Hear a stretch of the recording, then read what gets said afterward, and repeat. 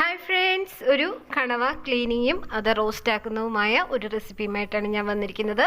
കണവ ഇടത്തരം കണവയാണ് കിട്ടിയിരിക്കുന്നത്. അത് ഞാൻ ക്ലീൻ ചെയ്തെടുക്കുന്നുണ്ട്. അതിൻ്റെ തൊലി നമുക്കിങ്ങനെ കൈകൊണ്ട് നീക്കി കൊടുത്താലും നീങ്ങി വരുന്നതാണ്. പിന്നെ കത്തി കൊണ്ടാണെങ്കിൽ ഒന്ന് ചുരണ്ടി കൊടുത്താലും വരും. അതിൻ്റെ തലഭാഗം ഒന്ന് വലിച്ചു പൊട്ടി ഇങ്ങനെ പൊക്കിയെടുക്കുക. ഇതിനകത്ത് പ്ലാസ്റ്റിക് പോലെ ഒരു സാധനമുണ്ട്. പിന്നെ ഈ കണവയ്ക്കകത്ത് മീനൊക്കെ ഇരിക്കുന്ന കണവ തിന്നുന്നത് മീനിനെയാണെന്ന് തോന്നുന്നു. മീനൊക്കെ വന്നിട്ടുണ്ട്. ഈ മീനിനെല്ലാം ഞാൻ ഇതിൻ്റെ വേസ്റ്റ് എല്ലാം എടുത്ത് കളയുന്നുണ്ട്. അധികം വേസ്റ്റ് സാധാരണ കണ്ടിട്ടില്ല. ഞാനിങ്ങനെ ആദ്യമായിട്ടാണ് ഇങ്ങനെ മീൻ കിട്ടിയിരിക്കുന്നത്.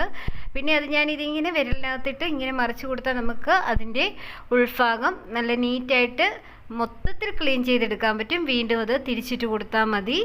എന്നിട്ട് ഇതിങ്ങനെ കത്തി കൊണ്ടാണെങ്കിലും നമുക്കൊന്ന് ചുരണ്ടി എടുത്താൽ മതി കേട്ടോ. നന്നായി ക്ലീനായി കിട്ടും. പിന്നെ നല്ല ടേസ്റ്റിയായ ഒരു സംഭവമാണല്ലോ ഇത്. എല്ലാവർക്കും ഇഷ്ടമാണല്ലോ. പിന്നെ അതിൻ്റെ മഷി പൊട്ടിയാലും കുഴപ്പമൊന്നുമില്ല. മഷി പൊട്ടിയിട്ടും ക്ലീൻ ചെയ്യാം. ചിലവരൊക്കെ പറയുന്നത് കേൾക്കാം മഷി പൊട്ടാതെ ക്ലീൻ ആക്കണം എന്നൊക്കെ. ഏതായാലും അത് ക്ലീനാക്കി ഇങ്ങനെ വൃത്തിയാക്കി ഇതിങ്ങനെ എടുത്തിട്ടുണ്ട്. പിന്നെ ഒരു ചട്ടി അടുപ്പത്ത് വെച്ചതിന് ശേഷം നമ്മൾ കണവയെല്ലാം വട്ടത്തിന് മുറിച്ചെടുത്തിട്ടുണ്ട്. പിന്നെ അതിലേക്ക് തക്കാളി, പച്ചമുളക്, ഇഞ്ചി, വെളുത്തുള്ളി, സവാള ഇവ എടുത്ത് വെച്ചിട്ടുണ്ട്. ചട്ടിയിലേക്ക് വെളിച്ചെണ്ണയാണ് ഒഴിച്ചു കൊടുത്തിരിക്കുന്നത്. പിന്നെ അതിനകത്തേക്ക് നന്നായി ഇഞ്ചിയും വെളുത്തുള്ളിയും ഇട്ട് വഴറ്റിയെടുക്കുന്നുണ്ട്. പിന്നെ അതിനകത്തേക്ക് സവാളയും കൂടി ചേർത്ത് കൊടുക്കുന്നുണ്ട്. സവാളയും കൂടി ചേർത്ത് കൊടുത്ത് നന്നായി മിക്സാക്കി എടുക്കാം.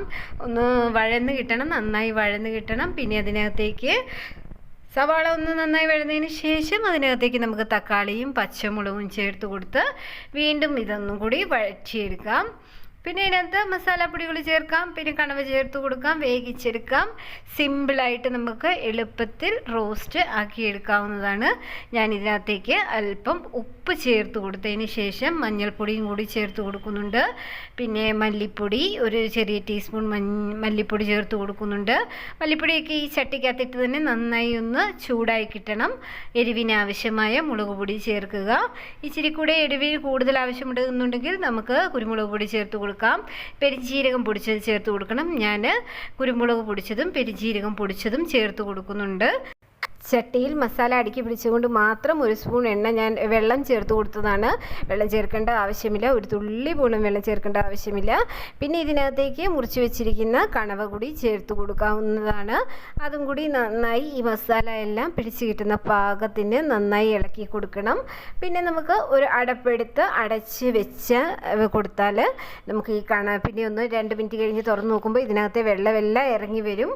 എക്സ്ട്രാ വെള്ളം ഒന്നും ചേർക്കേണ്ട. നമുക്ക് ഇങ്ങനെ വേണമെങ്കിൽ ഇങ്ങനെ എടുക്കാം. നന്നായി റോസ്റ്റായി കിട്ടണമെന്നുണ്ടെങ്കിൽ നന്നായി റോസ്റ്റാക്കി എടുക്കുക. തുറന്ന് വെച്ച് ഇങ്ങനെ നമുക്ക് വരട്ടി എടുക്കണം. അല്പം കറിവേപ്പിലയും കൂടി തൂവി കൊടുത്താൽ നമുക്ക് നല്ല ടേസ്റ്റിയായ കണവ ഫ്രൈ റെഡിയാകും. നിങ്ങൾക്കെല്ലാവർക്കും ഇഷ്ടമായെങ്കിൽ നിങ്ങൾ ഇതൊന്ന് ട്രൈ ചെയ്ത് നോക്കണം. ഈ ചാനലൊന്ന് ആദ്യമായിട്ട് കാണുന്ന കൂട്ടുകാരുണ്ടെങ്കിൽ സബ്സ്ക്രൈബ് ചെയ്ത് സപ്പോർട്ട് ചെയ്യുകയും ചെയ്യണം. മറ്റ് വീഡിയോകൾക്കായി ഈ ചാനലൊന്ന് കണ്ടു നോക്കാൻ മറക്കല്ലേ.